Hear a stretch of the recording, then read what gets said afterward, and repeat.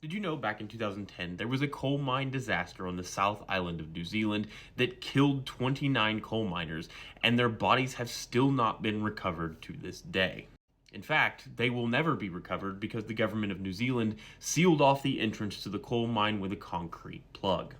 On November 19th, 2010, the first explosion occurred at around 3:45 in the afternoon at the Pike River mine on the South Island of New Zealand, with 31 miners underground when it occurred. After the explosion, two miners were able to walk out of the mine under their own power with minor-ish injuries, with the remaining 29 trapped underground. On November 21st, rescue workers drilled a borehole into the area they thought the miners were in to sample the air in that area.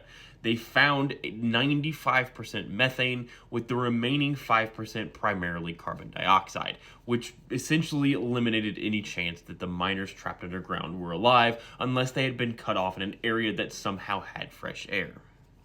Some of the hope went away on November 24th, 2010, when a second explosion occurred in the mine that was similar in size to the first one. And then all hope evaporated on November 26th, 2010, when a third explosion occurred inside the mine.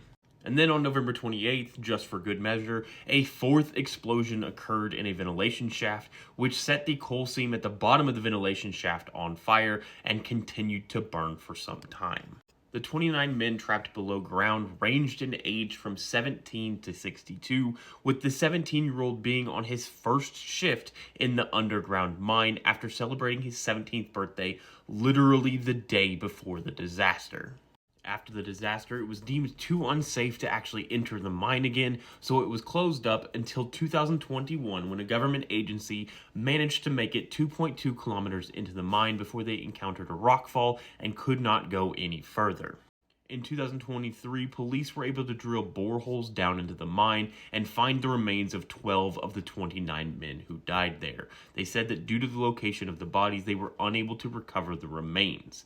In addition, the actual mine itself has been sealed off with a concrete plug, so no one will be able to enter the mine again. In the aftermath, three different parties were charged with crimes connected to this disaster. The first was Pike River Coal, the actual mining company, that was fined $760,000 in order to pay $110,000 to the family of each lost person. They said that they didn't have the money, so they paid $5,000 to each family and didn't pay the fine. One was the contracting company, which paid a $46,000 fine. And the last was the former CEO, Peter Whittall. He basically paid a bribe to have all charges dropped against him.